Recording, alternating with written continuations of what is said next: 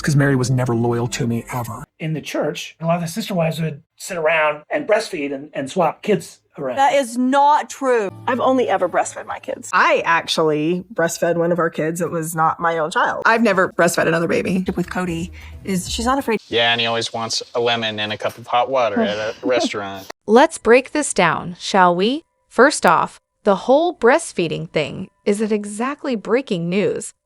We've all heard that Sister Wives star Mary nursed Madison because of her failure to thrive situation. It's been covered repeatedly. So why, all of a sudden, are Christine and Janelle acting grossed out? Oh no, we don't breastfeed each other's kids. That's a myth. Like seriously? Just stop and thank Mary for stepping up when it mattered. Would it have killed Janelle to say, yeah, Mary, and I don't always see eye to eye, but I'll always be thankful for her feeding my daughter when she needed it? Some basic gratitude, please. Where's the justice for Mary here? And let's be real, it wasn't even about throwing shade at Mary. They were just clearing up the ridiculous rumor that they sit in a circle, swapping babies for fun, like some bizarre bonding ritual. Even Mary shut that nonsense down, saying she only did it once because it was medically necessary, not for some strange, feel-good moment. Robyn, though. Oh, Robyn. She's the only one who said it does happen. Cue the weird smile and giggle. Like, girl, could you be any more obvious? Tell me you're lying without telling me you're lying, Robyn. You go first. Hey, everyone. Welcome back to Reality Nexus X. It's Elena here, and I hope you're all having an awesome day. Stick around, because today's video is packed with some exciting stuff you won't want to miss. Let's jump right in. Wow, that's some serious sleuthing with the cool jacket. Their response pretty much confirms what a lot of people suspected. Kody's jacket timeline doesn't line up with the narrative they're pushing. So Kody and Robyn were clearly trying to manipulate things to make themselves look better. And honestly, Robyn proves yet again that she's more than capable of stooping to Kody's level of deception. It's almost like she's actively participating in the theatrics, fully committed to his narrative, no matter how ridiculous it is. The fact that the jacket wasn't even available to the public in 2022 just exposes the whole situation as a total damage control act. They'll bend reality to protect their image, even when the facts are staring everyone in the face. And the idea that they might have orchestrated this whole thing after something as tragic as Garrison's passing, that would be an unforgivable level of cold-heartedness. If that's true, we're talking about people who have zero empathy left, soulless, like you said.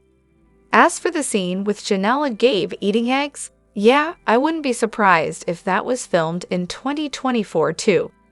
It wouldn't be the first time they've rearranged or reshot scenes to cover up or avoid sensitive subjects, especially involving Garrison. Seems like they're trying to reframe the narrative however they see fit, even if it means pretending things happened differently. Oh, the irony. Sister Wives star Kody out here acting like loyalty was Mary's biggest crime, when she was probably the most loyal out of all of them. Does he not realize he's been filmed for 20 years contradicting himself? It's almost like he's forgotten there's actual footage of him constantly switching stories and spinning new narratives. The lie detector determined that was a lie indeed. And yes, Mary needs to make her next Instagram reel of her melting down that loyalty necklace. The symbolism would be chef's kiss, melting the one thing that supposedly meant so much, but in reality meant nothing. Honestly, you could probably wallpaper a whole house with side-by-side screenshots of Kody contradicting himself. It might be impossible to live in or sell that house, but what a statement piece it would be. Imagine walking through it like, oh, this was from the time Kody said Mary was his soulmate, and this is when he abandoned her and pretended she was the problem. The most ridiculous part? The man created a whole necklace to honor Mary's disloyalty, all while she stuck around for years after he emotionally abandoned her, even bringing other wives into the family for him to marry. She hung on longer than anyone should have, and in return, he rewrites history. calling her his soulmate for years, only to now act like she was somehow disloyal. If anyone has brain damage here, it's definitely Kody. Yes, the reality star Kody really had the nerve to say that Mary had never been loyal to him. The audacity, right? After everything she gave up for him over the years, that comment is beyond insulting. Mary sacrificed so much. She got legally divorced so Kody could marry Robyn and adopt her kids, put her own dreams of college on hold to help with Robyn's doomed jewelry business, MSOC, and even let go of her wish to be a surrogate after Robyn backed out. And despite years of being emotionally rejected, she was the one who stood by him and Robyn, defending both of them. Yet he has the gall to call her disloyal. It's honestly infuriating. Kody's ego took a massive hit with the catfishing incident, and instead of processing it like an emotionally mature person, he's rewritten history to soothe his wounded pride. He could have just admitted, "Yeah, I couldn't forgive Mary after the catfishing. It was too much for me." That would be understandable, even justified to a degree. But no, it's easier for him to pretend that he never loved her, that she was never loyal, that she never fit in with the other wives. All that nonsense he spews to make it sound like he was always in control. The truth? He wasn't in control, and that's what really bothers him. Mary was the one who started pulling away. The catfishing incident, as awful as it was, showed her how emotionally abandoned she already was in the marriage. She was vulnerable, and Kody can't handle that he played a role in pushing her to that point. And honestly, even though we don't condone cheating, there's a part of me that wishes Sam had been real too. Can you imagine? Mary running off into the sunset with someone who actually appreciated her. Now that would have been the ultimate "F you Kody" deserved. Oh, absolutely. Kody Brown's fear of Mary has always been there, but this time, he flat out admitted it, which is pretty telling. For someone who constantly claims his only fear is poverty, his anxiety about Mary paints a much deeper picture. It's not just about money, it's about control and the fact that Mary, after all these years of loyalty, holds the keys to a lot of his skeletons. Think about it. Mary was legally married to Kody for over 20 years. She's not just a former wife, she's someone with real financial and legal leverage. If she wanted to lawyer up, she could likely claim some of his assets and, yes, potentially access his Social Security. But even more dangerous to Kody, Mary has the tea. She's been by his side since she was 19, and she knows all the secrets, everything he's been hiding for decades. That's power, and Kody knows it. The fact that he melted down the wedding ring is proof of just how threatened he feels. It wasn't just symbolic of ending the marriage, it was like Kody trying to destroy any hold Mary might have over him. But you can't just melt away years of secrets or the truth of your actions, no matter how hard you try. What's even more interesting is that selfie Mary posted with the book captioned, "There's more to the story." Oh, you know she's holding back, and Kody's terrified that if she ever chose to spill the truth, it would expose him completely. If anything makes him as scared as poverty, it's the reality of his own behavior finally coming to light. And honestly, the idea of Mary walking away with both his secrets and his money, that's probably Kody's worst nightmare. Moreover, Sister Wives star Janelle's son Gabe really came through with that zinger. He's a peculiar guy. Gabe knows exactly what he's doing, dropping that line for the fans. It's like he's tossing out little nuggets of truth just to keep us entertained. The hot water and lemons comment. That was chef's kiss. Gabe was definitely throwing some shade, and honestly, it was a treat for everyone watching. And you're right. Anyone who's worked in food service knows exactly the type of person who orders hot water and lemon. You just know they're going to be high maintenance, picky, and probably full of unsolicited opinions. It's like they're setting the tone for being difficult right from the start.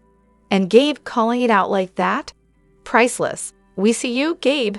Oh, the tea is spilling. So, according to the daughter of the AUB prophet, Sister Wives star Kody actually threatened the church not to give Christine a release. That's wild. It definitely shines a light on why he was so cagey about his conversation with the church. It wasn't just about him not caring. He was actively trying to keep Christine tied to him, which is both sad and telling. It feels like Kody's ego just couldn't handle the fact that Christine wanted out and had the support to make it happen. As for whether Kody's still chasing his own planet in the afterlife or just clinging to control, I think it's a bit of both. He talks so much about despising Christine and never loving her, but that just feels like a defense mechanism. The more he rants, the more it seems like he did love her, but in that toxic, possessive way, like, if I can't have you, no one can. It's clear he hated losing control over her more than anything. He probably thought he could pull her back in, and now that she's happily remarried to David, that ship has sailed. His comment about wanting to talk to David and let him know the truth about Christine screams of jealousy and regret. It's classic behavior of someone who can't stand to see their ex move on and be happy. Christine's family being polygamy royalty makes this even juicier. Kody could threaten all he wanted, but her family connections are stronger than anything he can throw at her. The AUB isn't about to bow to Kody's demands, especially when he's proven to be a failure in their eyes. He lost 3 wives, which is the ultimate embarrassment for someone who's supposed to be the head of a plural family. Instead of preserving polygamy, he ended up damaging it with his drama and ego, and you know the church leaders are judging him for that. And let's not forget the way Kody's been playing Robyn and the other wives against each other. He's mastered the art of triangulation, pitting them against one another so they wouldn't unite against him. He wanted to keep Robyn happy, but couldn't admit to her that he still had feelings for Christine. And Robyn, thinking she was the only one Kody confided in, probably believed she had special status. Meanwhile, Kody was leaking information all over the place, like Janelle said. At the end of the day, Kody's threats, his attempts to maintain control, and his broken relationships with his wives have left him with nothing but a shattered family. He's not the powerhouse he once imagined himself to be. Additionally, Sister Wives star Robyn Brown, claiming she's better at saving money, really hits differently when you consider where Christine's money actually went. Christine wasn't just spending frivolously, she was covering everything for her kids, from their day-to-day needs to major medical expenses, including Gwen's breast reduction surgery. Christine was prioritizing her children's well-being, not indulging in luxuries. So for Robyn to say that makes it seem like she has zero awareness or empathy for the struggles Christine was dealing with as a single mom, essentially. It's especially galling when you contrast that with the fact that Robyn has had the family's financial resources at her disposal since she came into the picture. While Christine was paying for surgeries, raising her kids, and trying to create memorable experiences with whatever was left, Robyn was getting fancy jewelry and a massive house. And that comment from Mikelty's husband about Christine spending her money on experiences just adds salt to the wound. Of course, Christine was going to choose making memories with her kids over splurging on some horsey ring. It's clear her priorities were always with her family, and it's infuriating that certain people on this show can't seem to grasp that. They need a serious reality check. And Robyn's earlier comment about living in the moment instead of saving, it's funny how that mindset conveniently applies to all the material stuff she's surrounded herself with, like her giant house and tacky decor. For someone who supposedly lives in the moment, she's sure sitting pretty on the OG wives' hard-earned money. It's absolutely maddening that none of this has been openly discussed or called out in any real way on the show. It feels like the whole family, especially the OG kids, must be seething over the fact that they struggled while Robyn lived comfortably, with a nanny no less. The entire concept of polygamy is that the wives are supposed to help one another and work together to raise the kids. But Robyn came in, brought her own mountain of debt, monopolized Kody's time, drained the family's financial resources, and still didn't lift a finger to help anyone else. The fact that Robyn has lived so lavishly, while contributing nothing to the family pot, but taking everything from it, is beyond frustrating. And the worst part is, it's never fully addressed, despite it being obvious to viewers and likely infuriating to the OG wives and kids. It's about time Robyn is held accountable for how much she's taken from the family while doing so little in return. Yes, seeing sister wives star Kody and Robyn kiss the newborn twins had serious cringe factor. It's baffling that they'd be so careless, especially knowing how dangerous exposure to herpes can be for newborns. It's not just a minor concern. Herpes can be fatal for babies. You'd think Robyn, of all people, would be hyper-aware of this, especially given how over-the-top she was with Ariella, demanding visitors change clothes and practiced strict hygiene. So, watching her turn around and be so casual now is both confusing and unsettling. It's also wild that Kody, who was obsessed with being germ-conscious during coronavirus, is suddenly not worried at all. What happened to that extreme caution? But of course, it's because now he and Robyn are the ones wanting to be involved, so they're more than happy to ignore the risks when it suits them. It's all about convenience for Kody, and if Goiter wife gets to be in the mix, all those past health concerns magically disappear. And Mikelty not caring. Well, that's a whole other layer to this. Given everything we've seen from her in the past, it's sadly not surprising that she's relaxed on this front. But yeah, Robyn and Kody's logic here absolutely makes no sense, except for the fact that they're doing what they want, when they want, regardless of the risks to those newborns. Crustalocks indeed. However, Christine Brown's daughter Mikelty Brown, claiming teasing is her love language, feels like a convenient excuse for some pretty hurtful behavior. Let's be real. What she often calls teasing looks more like criticism and control. It's almost like she uses it as a shield, saying something inappropriate, then brushing it off as a joke when someone calls her out. She definitely has a knack for making her mom, and others, uncomfortable, and that's not playful teasing, that's bullying. I'd be curious to see how she would react if someone teased her in the same way. My bet is she'd be deeply offended. It's understandable that Mikelty might be acting out her experiences as the black sheep of the family.